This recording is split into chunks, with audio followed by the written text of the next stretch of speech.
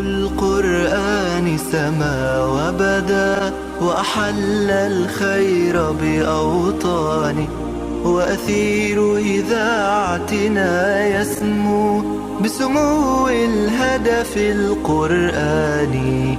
نور القرآن سما وبدا وأحل الخير بأوطاني، وأثير إذاعتنا يسمو بسمو الهدف القرآني. في كنف القرآن سنحيا ونعانق خير الكلمات، وسنروي القلب بها رايا وننال الفوز بجنات.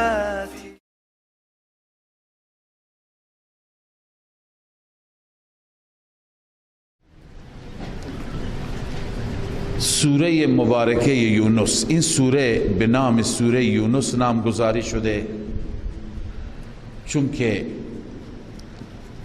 تسمیت الکل به اسم الجز، تذکره و یاد یونس نبی، یونس پیغمبر در این سوره آمده. لذا الله تعالی این سوره را به نام ایشون، معمولا مطلب عمده و مطلب مهمی که در سوره باشد که می طلبد شنونده و مخاطب بیشتر توجه کند، سوره را به اون نام یاد می کنند، ذکر می کنند، به اون نام مسما می کنند. لذا مطالب بسیار نغز و جالب و خوبی در این سوره هست، ولی موضوع یونس قابل توجه است. یک اتفاقی که در دیگه امتها سراغ نداریم،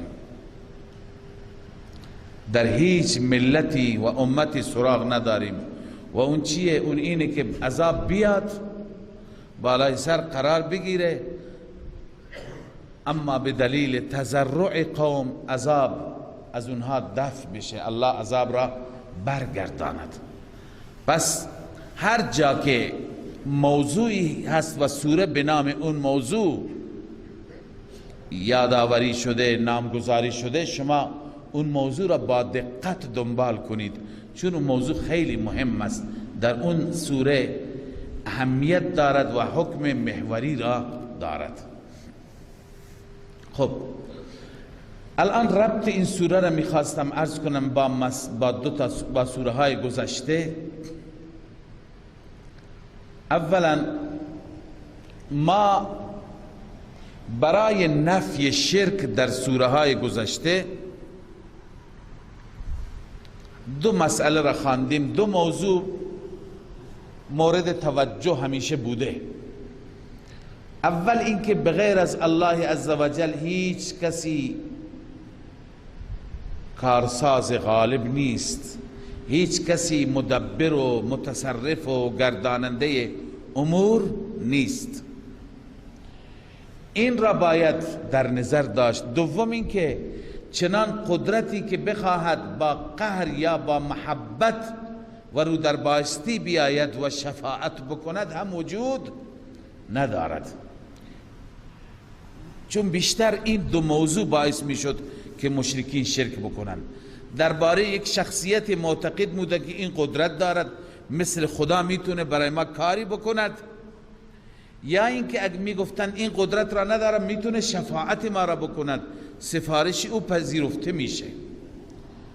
لذا در سوره های قبلی این مطلب بوده که بغیر از الله هیچ کسی کارساز، مدبر، متصرف، مختار نیست. با دلیل بحث شده، دلائل عقلی و نقلی هم در اون سوره ها آمده. الان در سوره یونس این دیدگاه غلط را و این خیال غلط را رد می کند، عقیده فاسد مشرکین را که اونا معتقد بودند و قائل بودند به اینکه بعضی از خدایان میتونند شفاعت بکنند، شفیع غالب میتونن باشند و حتی میتونن برخلاف میل خداوند و رضای الله عزوجل سخن و خواسته ما را حل کنند. یعنی خدا نخواهد، اونها که بخواهند میشه. لذا در این سوره الله تعالی رد شفاعت می کند. این نوع شفاعت ها پذیرفته نیست.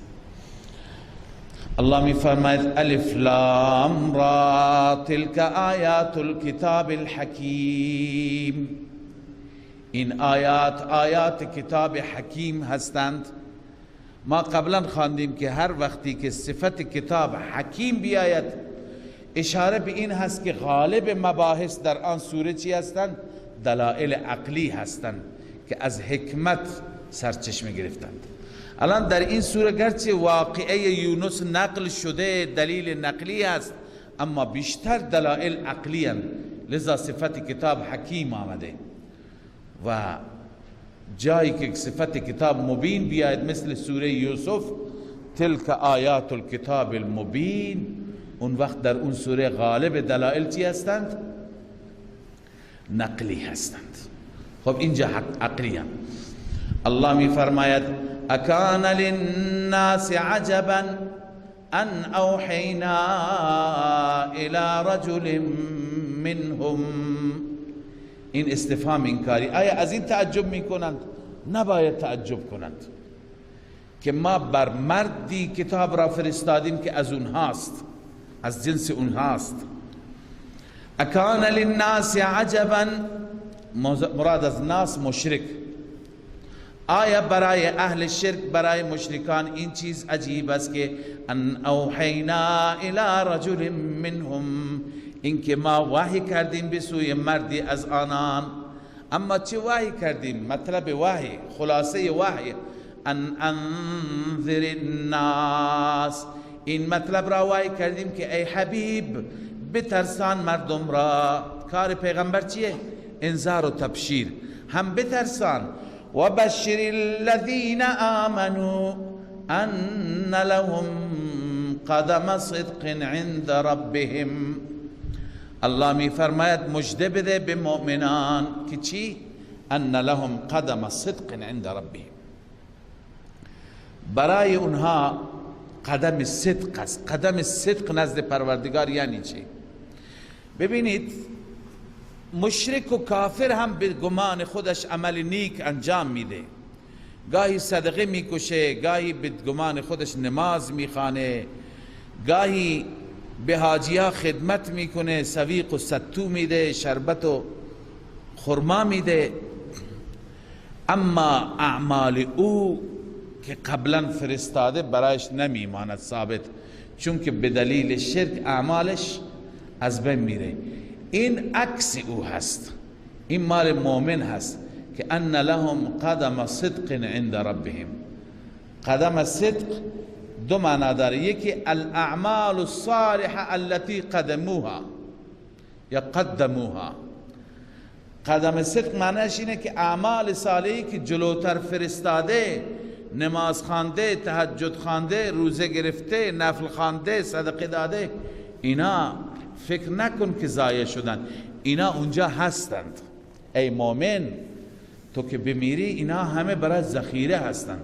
پس و بشر الذین آمنوا ان لهم قدم صدق عند ربهم، تفسیرش اینه. امام ابن کثیر نوشته قال مجاهد الاعمال الصالحه التي قدموها، اعمال صالحی که جلوتر فرستاده به مؤمنان بشارت بده که اون اعمال صالح برایشان میماند. اما بعضی دیگه گفتن قدم صدق یعنی مقام، جایگاه، درجه.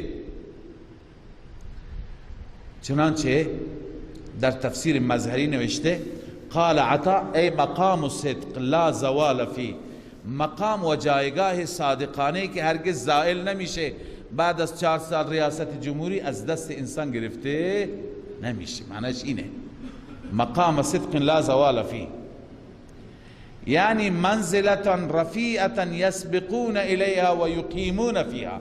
پس مراد از قدم صدق یعنی منزله رفیعه.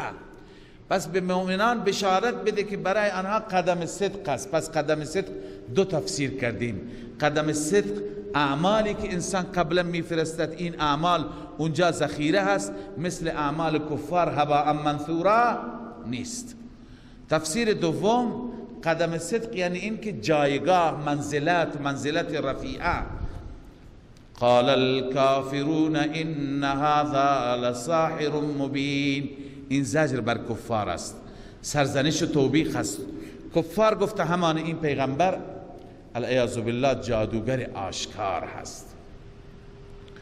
الله تعالی بر اونها توبیخ بیان می فرماید، اما قبل از آن دلیل عقلی، چون این پیغمبر را از این پیغمبر اونها راضی نبودن به خاطر توحید، به خاطر الوهیت و رد شرک.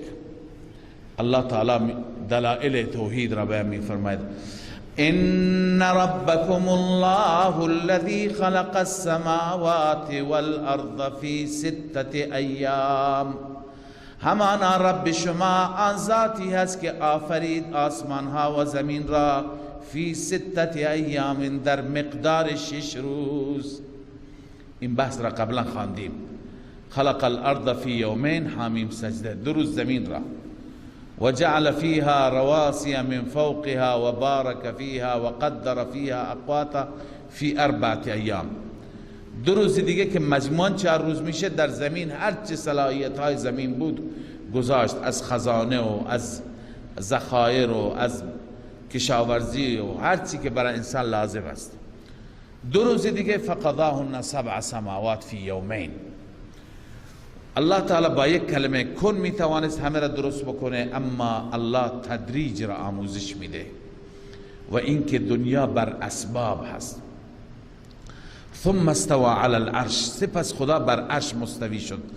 قبلا خدمت شما عرض کردم که این از آیات متشابهات است، چون که بر عرش نشستن ترجمهش معلوم است، بر عرش بر تخت نشست، اما چطور نشست کیفیت را الله میداند. به قول امام مالک رحمه الله الاستواء معلوم، استوا ما میدونیم یعنی چه، والکیفیت مجهول، به چه صورت خدا نشسته مجهول است. والایمان به واجب، ایمان واجب است. قرآن میگه چند جا گفته این جمله را. والسؤال عنه بدعت، سؤال هم بدعت است، چون غیر از خدا هیچ که نمیدوند. کسی از اسرار و رموز اون عالم خبر ندارد. پس ثم استوى على العرش، سپس بر عرش مستوی شد. اما من خدمت شما عرض کردم که حضرت شیخ حسین علی رحمه الله میفرماید که معلوم میشه از سیاق و سباق، از ما قبل و ما بعد. ایشون از ما قبل و ما بعد استنباط میکنن. هر جا که این آیه آمده، قبل از اون بعد از اون، میبینیم که بیان تصرفات و قدرت خدای عزوجل است. بیان این که الله عزوجل تمام امور را به دست گرفته، بیان شمس و قمر است، بیان زمین و آسمان است. لذا معلوم میشه که مراد از استوى علی العرش اون پادشاهی مطلق است که همه امور در اختیار او هست، همه کارها مال او هست. الان ببین بعد از این یدبر الامر، وقتی که مستوی بر عرش شد تمام امور را تدبیر می فرماید، تمام امور را رتق و فتق می کند. ما من شفیع الا من بعد اذنه، این مدعای سوره هست. هیچ شفیع نیست، هیچ سفارش کننده ای در دربار او نیست، الا من بعد اذنه، مگر بعد از اذن او، بعد از اجازه او. ذلكم الله ربكم فاعبدوا، اون ذاتی که دارای این صفات است، دارای این ویژگی هست، اون الله است، اللهی که رب شماست. فاعبدوا، فقط او را عبادت کنید. افلا تذکرون، آیا شما پند نمیگیرید، پند حاصل نمی کنید؟ الیه مرجعکم جمیعا، اگر پند نمیگیرید این تخویف اخروی هست، بدان که فردای قیامت در محضر او حاصل میشی. الیه مرجعکم جمیعا، فقط و فقط بسوی اوست بازگشت همه شما. وعد الله حقا، همانا وعده الهی حق است، این وعده که شما را میکند شما همه اونجا حاضر میشید. خب دلیل این بعثت چیه؟ دلیل حاضر شدن به چه دلیل؟ الله دلیل را ذکر می کند، از امور بزرگتر استدلال می گیرد. انه یبدأ الخلق ثم یعیده، همانا آن ذات از ابتدا همه را خلق کرده، همه را آفریده، ثم یعیده سپس برمیگرداند، اعاده می فرماید. به چه منظور؟ لیجزی الذین آمنوا وعملوا الصالحات بالقسط، تا که پاداش بدهد، جزای نیک بدهد کسانی را که ایمان آوردند و عمل صالح انجام دادند به قسط، به انصاف. اما منکرین، مشرکین، والذین کفروا لهم شراب من حمیم، الله می فرماید آنانی که کفر کردند، ای ستر الحق عنادا، برای آنها نوشیدنی هست از آب جوش، و عذاب علیم، و عذاب دردناک است، بما كانوا یکفرون، بسبب کفرشان. اللهم لا تجعلنا منهم. بس پاداش نیک برای مؤمنین بالقسط، به انصاف، یعنی هیچ چیزی از اعمالشون کاسته نمیشه، و عذاب برای کفار. این دلیل اول بود. دلیل دوم، هو الذي جعل الشمس ضیاء والقمر نورا، الله آن ذاتی است که خورشید را ضیاء قرار داد و ماه را نور.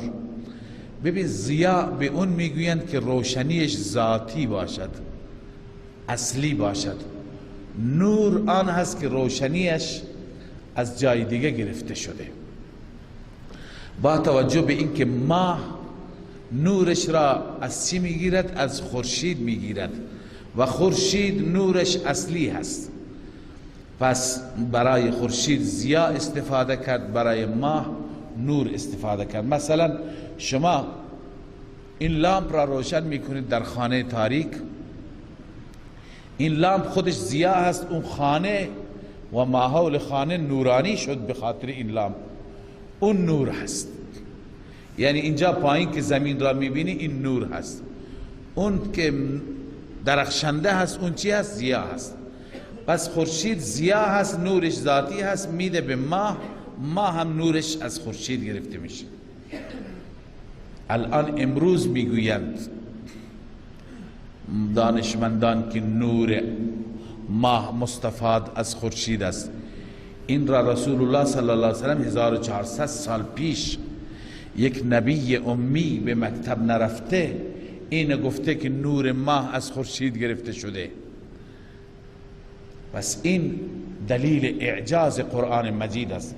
اون زمان که هیچ علمی نبود، همون زمان فرمود والقمر نورا وقدره منازل لتعلموا عدد السنین والحساب، مقدر کرد برای اینها منازل، منزلهایی. خورشید منازلی دارد به نام برج. در این برج ها که 12 تا هستند، در طول 365 روز یک دور می زند. لذا 365 روز که به این منازل بره دیگه یک سال تکمیل میشه. ماه منازلی دارد که این منازل خودش را در ظرف 29 روز یا 30 روز تکمیل میکند.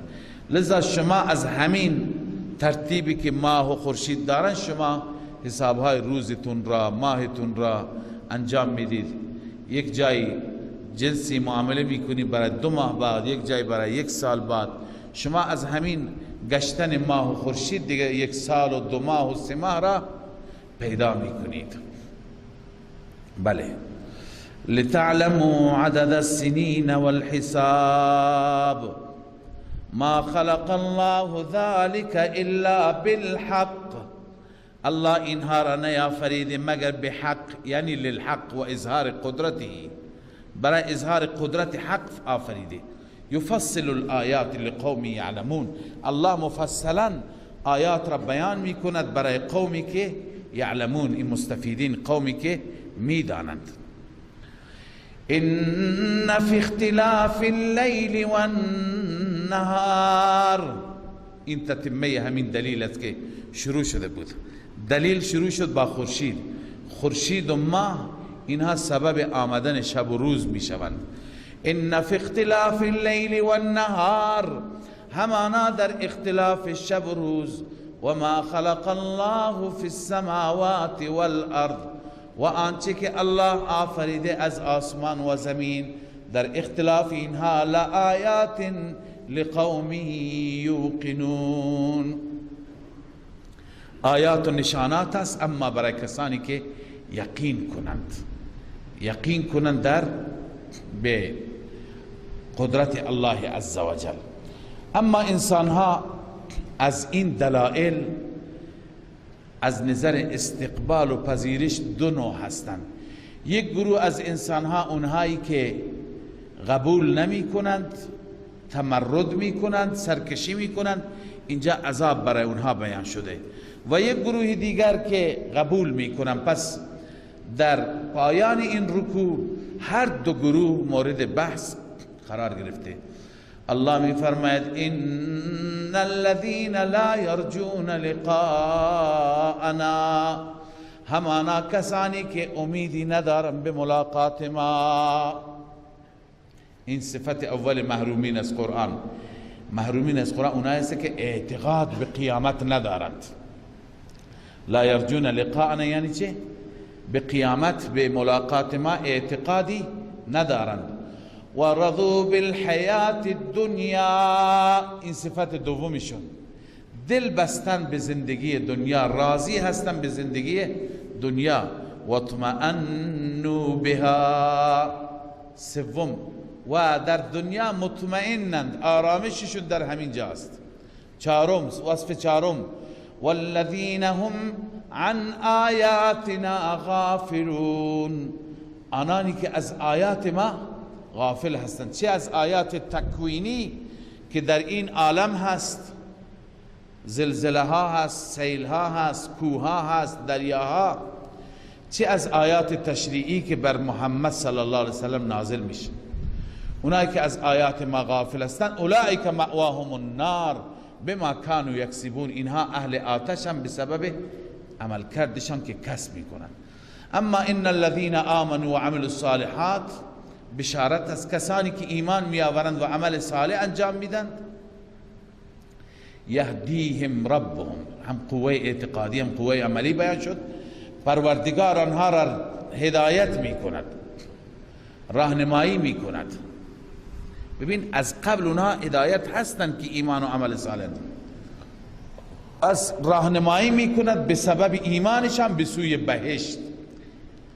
چنانچه مدارک نوشته یسددهم بسبب ایمانهم للاستقامت علی سلوک الطریق، اونها را الله تعالی سدید و راست میکند بر، عرض کنم که این که بر راه بروند، راه راست، اون راه راستی که المؤدی الی الثواب، باعث چی میشه؟ ثواب میشه. مجاهد گفته یهدیهم علی الصراط الی الجنه، اون راهی را اونها را راهنمایی میکند و گامزن میکند که اون راه منتهی میشه به بهشت. الله میفرماید یهدیهم ربهم بایمانهم، رب آنان را هدایت میکند به سبب ایمانشان. تجری من تحتهم الانهار، از زیر درختان و کاخها و قصرهای اونها نهرها جاری هست. فی جنات النعیم، در جناتی که سراپا اون جنات نعمتند. در اون جنات که قرار گرفتند چه ادعایی دارند؟ دعواهم فیها سبحانك اللهم، ادعایشان در آن بهشت و یا قولشان سبحانك اللهم هست، بار اله تو پاکی. و تحیتهم فیها سلام، و در اون بهشت به هم دیگه تحیه میگویند، به هم دیگه سلام میگویند، یعنی سلام محبت میارد، سلام دعای خیر هست. و آخر دعواهم ان الحمد لله رب العالمین. وقتی که همدیگر را میبینن، با همدیگر کلام میکنن، همدیگر منشینند، وقتی که بلند میشوند آخرین دعوایشان یعنی کلامشان الحمد لله رب العالمین هست. این کار بهشتی ها هست. الان ببینید اگر ما در همین دنیا همین اعمال را احیا بکنیم، یعنی وقتی همدیگر را میبینیم سلام بگیم، وقتی با هم در جلسه منشینیم از اوصاف خدای عزوجل و تعریف و تمجید خدا چنان بیان کنیم که هر وقتی که بلند میشیم بگیم الحمدلله رب العالمین. واقعا همه محامد و همه خوبی ها و همه ستایش های خوب اختصاص دارد به اللهی که رب عالمیان هست. پس اینجا میشه همون اعمال بهشتی. صدق الله.